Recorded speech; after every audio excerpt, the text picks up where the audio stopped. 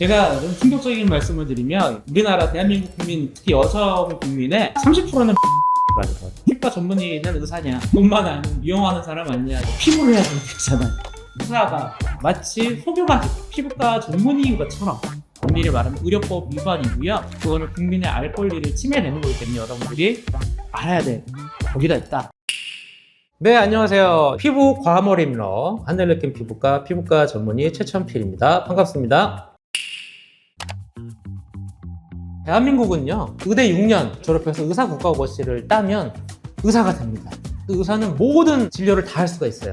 근데 의사가 개업을 할 때 의료법에서 이렇게 정의되어 있어요. 2개의 진료 과목을 협양할 수가 있어요. 그럼 내가 개업을 할 때 전문의와 상관없이 2개를 쓰는 거예요. 가정학과는 가정학과 내과. 근데 요새는 뭐냐, 피부를 해야 되잖아요. 그 모든 의사들이 뭐라고 하냐면 피부과를 진료 과목을 하는 거예요. 누구나 피부과를 쓰고, 비뇨기과도 피부과, 소아과도 피부과, 산부인과도 피부과. 그래서 피부과 공화국이 돼버린 거예요. 근데 전문의와 일반인이 왜 다르냐? 자, 피부과 전문의 4년간 뭘 하느냐? 피부, 병리, 조직, 생리를 본단 말이에요. 그냥 피부병을 눈으로 보는 게 아니고 이 혈관 내자가 어느 파라미터로 어느 빛이 들어가면 이게 피부의 어느 깊이에 있던 어떤 구조물이 존재하는데 그게 이 강도에서 제거가 되고 회복이 되면서 좋아지겠지. 이런 식으로 생각하는 게 피부과 전문이고, 피부과 전문 아이들은 그냥 회사에서 이 예를 들어서 할 때 파라메터 딱 한 페이지를 줘요. 그리고 5분, 전기 5분을 사면 다 뭐 있어요. 이렇게 배석식에 있잖아요. 예를 들어 돼지고기는 몇 분에 몇, 뭐 이렇게. 그러면 이 환자가 오면 빨가니까 몇에 몇. 이 사람 보니까 몇에 몇. 그렇게 하는 것과 이 환자의 진단은 뭐였고 아토피가 있었고 피부장벽은 약하고 깨져 있으니까 어느 부위에다가 이걸 해줘야 좋겠구나.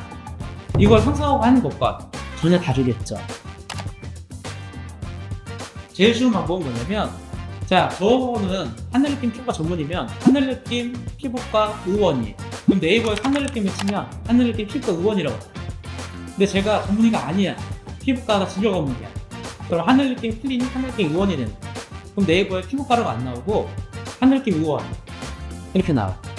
근데 네이버에서는 그런데 그 간판을 보면 다 피부과로 써있단 말이야. 왜냐하면 간판법에 따라서 하늘느낌 의원 진료 과목 피부과로 써야 되는데, 이 간판법을 위배해서 의원 진료 과목은 진짜 보이지도 않게 아주 작고 색깔도 비슷하게 해서 등도 안 펴. 그리고 하늘느낌하고 피부과는 반짝반짝. 그럼 딱 보면 하늘느낌 피부과만 보이잖아. 그래서 두 번째 방법은 우리 대한피부과 의사회에서 대국민 홈페이지가 있어요. 거기 들어가면 내 주변 피부과 전문의 찾기라는 게 있어서 거기 치면 이게 전문의 여부가 나와요. 내 주변에 무슨 피부과 전문의가 있는지. 또 대한피부과 의사회에서 이제 뭐 법적으로 해서 우리 국민의 알 권리, 그래서 피부과 전문의라는 빨간 간판에 넣는 거를 몇 년 전에 어떻게 보면 사법을 시켜서 저희가 자꾸 이제 이런 걸 이제 만드는 거예요. 근데 이거 빨간색으로 하면 이름을 바꾸는 경우가 있어요. 피부과 전문이라고 하고 피부 전문 뭐 이렇게 할 수도 있고.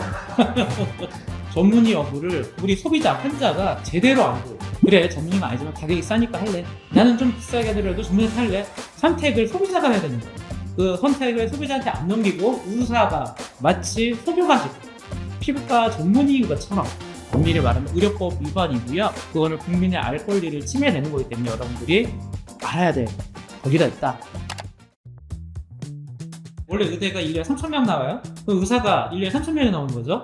근데 뭐 이번에 뭐 2,000명을 늘려서 5,000명이 나온다고 했죠? 피부과 전문의는 1년에 몇 명 나올 거예요? 1,000명? 60에서 70명. 그래서 대한민국의 3% 미만이라고 해요. 요새는 피부과가 인기가 많아서 의과대학에서 1, 2등 하는 애들이 가는 거예요. 그러니까 한 의과대학에서 1명 내지 2명을 뽑아요. 그럼 전국의 의과대학이 뭐 40개니까 그러면 1년에 3, 4,000명이 나올 때 그 중에 70명만 피부과 전문의예요. 제가 좀 충격적인 말씀을 드리면 우리나라 대한민국 국민, 특히 여성 국민의 30%는 민감착취를 하죠. 이게 왜냐하면 도시화가 되고 사회가 발달하는 할수록 환경, 외부의 환경, 그리고 워낙 생활 습관이라든지 이런 게 피부 장벽을 약하게 민감하게 만들었거든요. 그러니까 대한민국 국민의 30%가 민감착취면 저보다 30%는 내 피부 타입에 맞춰서 치료해야 되니까 반드시 피부과 전문의에게 진료 상담하고 치료받는 것을 보여드립니다. 일단 진료 보기 전에 촬영을 해요. 내과는 피검사를 하죠, 먼저. 피부과는 피검사 아니잖아요. 그러니까 동아비자를 댕기고 사진을 분석을 해요. 이게 색소가 있는지 없는지, 깊이가 어떤지, 혈관이 있는지 없는지. 그래서 원인 파악을 하고, 그 다음에 피부 장벽과 동반 질환이 뭔지를 파악을 합니다. 첫 번째. 두 번째, 치료가 필요하다. 그러면 제일 중요한 게 뭐예요? 내가 치료해서 더 부작용을 만들면 안 되잖아. 그러니까 어떤 아무리 좋은 뭐 시술이나 레이저가 있더라도 이 지금 상태의 피부 장벽에 무리를 주지 않는 그런 치료를 진행하는 게 원칙입니다. 자, 세 번째, 그 부작용 중에 색소 침착이라든지 기미가 악화된 부작용이 있다. 그러면 이제 그에 맞춰 색소 레이저의 강도를 조절합니다. 항저 부작용의 경우는 똑같은 장비를 쓰더라도 피부 장벽을 악화시키지 않는 강도 조절, 파라메타가 핵심이에요. 그래서 이 부작용 환자를 더 악화시키지 않고 회복을 시켜주는 에너지로 치료한다. 마지막으로 이게 너무 화상화를 심해 흉터가 생기는 환자다.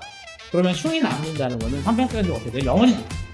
그렇기 때문에 조기에, 치료 조기에 골든타임에 흉터가 남지 않도록, 그건 남더라도 정말 최선으로 남도록 흉터를 예방하는 골든타임 치료를 진행합니다.